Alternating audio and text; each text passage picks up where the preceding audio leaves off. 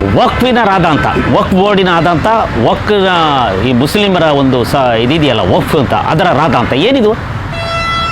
ಜವಾಹರ್ಲಾಲ್ ನೆಹರು ಅವರಿಂದ ಆದ ಪ್ರಮಾದ ಇದು. ಅವರು ಕೊಟ್ಟಂಥ ಒಂದು ಕಾಣಿಕೆ ಇದು. ಏನಂದರೆ ವಕ್ಫ್ ಬೋರ್ಡಿನಲ್ಲಿ ವಕ್ಫಿನವರು ಇದು ನಮ್ಮ ಆಸ್ತಿ ಅಂದರೆ ಅವರು ನಮ್ಮ ಆಸ್ತಿ ಅಂತ ಪ್ರೂವ್ ಮಾಡ್ಕೊಳ್ಳಲ್ಲ ಅಂತೆ. ಅವರು ಯಾವ ಆಸ್ತಿಗೆ ಬರ್ತಾರೆ? ಈಗ ಉದಾಹರಣೆಗೆ ಅಡ್ಡಂಡ ಕಾರ್ಯಪ್ಪನ ಆಸ್ತಿಗೆ ವಕ್ಫ್ ಬೋರ್ಡ್ ನನ್ನ ಆಸ್ತಿ ಅಂತ ವಕ್ಫ್ ಅಂತ ನಾನು ಪ್ರೂವ್ ಮಾಡ್ಕೊಳ್ಬೇಕಂತೆ ನನ್ನ ಆಸ್ತಿ ಇದು ಅಂತ. ಅವರು ಪ್ರೂವ್ ಮಾಡಬೇಕಾಗಿಲ್ಲ. ನನಗೆ ಎಲ್ಲಿಂದ ಬಂತು, ನನಗೆ ಈ ಆಸ್ತಿ ನಂದು ಅಂತ ನಾನು ಪ್ರೂವ್ ಮಾಡ್ಕೊಂಡು ಮಾತ್ರ. ಅಂದರೆ ಇಡೀ ಭಾರತದ ಆಧಿಪತ್ಯ ಮುಸ್ಲಿಮರದು, ಇಲ್ಲಿ ವಕ್ಫಿನವ್ರದ್ದು. ಏನಿದು ವಕ್ಫಿನವ್ರದ್ದು? ಈಗ ಉದಾಹರಣೆಗೆ ನಮ್ಮದು ಸನಾತನ ಧರ್ಮ. ಒಂದೊಂದು ದೇವಸ್ಥಾನಕ್ಕೆ 5,000, 6,000, 7,000 ಒಂದೊಂದು ದೇವಸ್ಥಾನಕ್ಕೆ ವರ್ಷಗಳೇ ಗೊತ್ತಿಲ್ಲ. ಇಷ್ಟು ಪುರಾತನವಾದ ದೇವಸ್ಥಾನಗಳು ಕೂಡ ಈ ವಕ್ಫ್ ಬೋರ್ಡ್ ಅಂತ ಹೇಳ್ತಾ ಇದ್ದಾರೆ. ಅದು ವಕ್ಫಿನಾಯ್ತು. ಯಾವಾಗ ಬಂದ್ರಪ್ಪ? ಯಾವಾಗ ಬಂದರು? 2000 ಎಷ್ಟಾಯಿತು? 1400 ವರ್ಷಗಳಾಗಿದ್ದು. ಈ ಇಸ್ಲಾಂ ಬಂದು ಆಗಿರೋದು 1400 ವರ್ಷಗಳು. ಇಸ್ಲಾಂ ಹುಟ್ಟಿ ನಮ್ಮ ಸನಾತನ ಧರ್ಮಕ್ಕೆ ಯಾವಾಗಂತ ನಮಗೇ ಗೊತ್ತಿಲ್ಲ. ಅದು ಇಸ್ಲಾಂ ಹುಟ್ಟಿ ಭಾರತಕ್ಕೆ ಯಾವಾಗ ಬಂದಿದ್ದು? ಭಾರತಕ್ಕೆ ಮುಸ್ಲಿಂ ದಾಳಿಕೋರರು ಬಂದ ಮೇಲೆ ತಾನೇ ಈ ತುಘಲಕ್, ಔರಂಗಜೇಬ, ಅಕ್ಬರ ಇಂಥವರೆಲ್ಲ ಆವಾಗಿಂದ ತಾನೇ ಈ ಮುಸ್ಲಿಮರು ನಮ್ಮ ದೇಶದಲ್ಲಿ ಇರೋದು. ಅದೇ ಹೇಗೆ ಅವ್ರದ್ದು ಆಗ್ಬಿಡ್ತದೆ? ಅದೇ ಹಾಗೆ 5,000 ವರ್ಷಗಳ ದೇವಸ್ಥಾನವೂ ಕೂಡ ವಕ್ಫ್ ಬೋರ್ಡ್ ಹೇಗೆ ಆಗ್ತದೆ? ಯಾರು ನೀವೇನು ದೇವರ? ನಿಮ್ಮ ಆಸ್ತಿಯನ್ನು ನೀವು ಬಂದು ಅಡ್ಡಂಡ ಕಾರ್ಯಪ್ಪನ ಆಸ್ತಿ ವಕ್ಫ್ ಬೋರ್ಡ್ ಅಂದರೆ ನಾನು ಪ್ರೂವ್ ಮಾಡ್ಕೊಳ್ಬೇಕಂತೆ. ನನ್ನ ಆಸ್ತಿ ಇದು, ನನ್ನ ಅಪ್ಪನಿಂದ ಬಂದದ್ದು, ನನ್ನ ಅಜ್ಜನಿಂದ ಬಂದದ್ದು. ಅವರಲ್ಲಿ ಹೋಗಿ, ಯಾರಲ್ಲಿ ಹೋಗಬೇಕು? ಅವರ ನ್ಯಾಯಾಲಯಕ್ಕೆ ಹೋಗಿ, ಅವರ ಕಮಿಟಿಯಲ್ಲಿಗೆ ಹೋಗಿ ನಾನು ಪ್ರೂವ್ ಮಾಡಬೇಕಂತೆ. ಅವರು ಇದು ಅಲ್ಲಾಹನ ಆಸ್ತಿ, ಇದು ದೇವರ ಆಸ್ತಿ, ವಕ್ಫ್ ಬೋರ್ಡಿನ ಆಸ್ತಿ ಅಂತ ಹೇಳಿಬಿಟ್ರೆ ಸಾಕಂತೆ. ಹೇಳಿಬಿಟ್ರೆ ಸಾಕು. ಬುದ್ಧಿ ಬರಬೇಕು ನಮ್ಮ ಹಿಂದೂಗಳಿಗೆ, ಬುದ್ಧಿ ಬರಬೇಕು ನಮ್ಮ ಹಿಂದೂ ರೈತರಿಗೆ, ಬುದ್ಧಿ ಬರಬೇಕು ನಮ್ಮ ದಲಿತ ಹಿಂದೂಗಳಿಗೆ.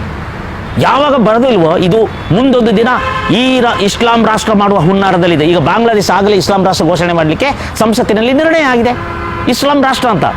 ಪಾಕಿಸ್ತಾನ ಮಾತ್ರ ಇಸ್ಲಾಂ ರಾಷ್ಟ್ರ ಆಗಿದ್ದು, ಬಾಂಗ್ಲಾದೇಶ ಬಿಡುಗಡೆ ಆದಂಥ ಜಾತ್ಯತೀತ ರಾಷ್ಟ್ರ ಅಂತ. ಈಗ ಅವರ ಸಂವಿಧಾನದಲ್ಲಿ ಜಾತ್ಯತೀತ ಪದವನ್ನು ಕಿತ್ತು ಹಾಕಲಿಕ್ಕೆ ಸಂಸತ್ತಿನಲ್ಲಿ ನಿರ್ಣಯ ಆಗಿದೆ ಅಂತೆ ಬಾಂಗ್ಲಾದೇಶದಲ್ಲಿ.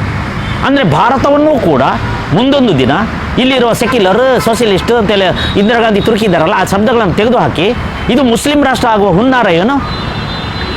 ಇದಕ್ಕೆ ಹೆದರ್ಕೊಂಡು, ಓಟಿಗಾಗಿ ಹೆದರ್ಕೊಂಡು ಕಾಂಗ್ರೆಸ್ನವರೇ ನೀವು ಯಾಕೆ ಹಿಂಗೆ ಒಂಥರ ನರ ಇಲ್ಲದವ್ರ ಥರ ಆಡ್ತಾ ಇದ್ದೀರಿ? ನಾಳೆ ಸಿದ್ದರಾಮಯ್ಯನ ಆಸ್ತಿ ವಕ್ಫ್ ಬೋರ್ಡ್ ಅಂತ ಹೇಳಿ ಅಥವಾ DK ಶಿವಕುಮಾರದ ಇಡೀ ಇದು ಕರ್ನಾಟಕದಲ್ಲಿ ಆವರಿಸಿಕೊಂಡಿರುವ ಈ ಪ್ರಾಂತ್ಯ ಇದೆಯಲ್ಲ, DK ಶಿವಕುಮಾರ್ದು ಶಾಲೆಗಳು, ಅದು ಇದು ಅವರು ಬಿಸ್ನೆಸ್ಸಿಂದ ಬಂದಿದ್ದು ಅಂತ ಹೇಳ್ತಾರೆ. ಅದೆಲ್ಲ ವಕ್ಫ್ ಬೋರ್ಡಿನ ಆಸ್ತಿ ಅಂದರೆ ಏನು ಮಾಡ್ತೀರಾಗ? ಏನು ಮಾಡ್ತೀರಾ? ನಿಮ್ಮ ಈ ಪಟಿಂಗ ಇದ್ದಾನಲ್ಲ ಜಮೀರ್ ಅಹಮದ್ ಖಾನ್, ಅವನೇ ಹೇಳಿಸ್ತಾರೆ ಇದು ವಕ್ಫ್ ಬೋರ್ಡಿನ ಆಸ್ತಿ ಅಂತ. ಮುಂದೊಂದು ದಿನ ಅವನು ಮುಖ್ಯಮಂತ್ರಿ ಆಗಲಿಕ್ಕೆ ಮುಸ್ಲಿಂ ಸ್ಪೀಕರ್ ಆಗಿದ್ದಕ್ಕೆ ಇದು ಏನೆಲ್ಲೋ ಮಾತಾಡಿದ್ದು ಗೊತ್ತಿದೆಯಲ್ಲ, ಹೈದರಾಬಾದಿನಲ್ಲಿ ಹೋಗಿ ಮುಸ್ಲಿಂ ಒಬ್ಬ ಸ್ಪೀಕರ್ ಆಗಿದ್ದಕ್ಕೆ ಹಿಂದೂಗಳಿಗೆ ಪಾಠ ಕಲಿಸಿದ್ದೇವೆ ಅಂತ ಹೇಳಿದ ಜಮೀರ್ ಖಾನ್ ತಾನೇ ಇವರು. ಇವರ ಕನಸೇನು? ಭಾರತವನ್ನು ಇಸ್ಲಾಂ ಮಾಡಿಸೋದು. ಎಲ್ಲಿಯವರೆಗೆ ನಮ್ಮ ಹಿಂದೂಗಳಿಗೆ ಬುದ್ಧಿ ಬರುವುದಿಲ್ಲವೋ, ಎಲ್ಲಿಯವರೆಗೆ ನಮ್ಮ ಹಿಂದೂಗಳು ಜಾಗೃತಿ ಆಗುವುದಿಲ್ಲವೋ, ಎಲ್ಲಿಯವರೆಗೆ ನನ್ನ ಹಿಂದೂಗಳು ನಿದ್ದೆಯಲ್ಲೇ ಇರ್ತಾರೋ ಅಲ್ಲಿಯವರೆಗೆ ನಮ್ಮ ಸಮಾಧಿಗಳಾಗ್ತವೆ.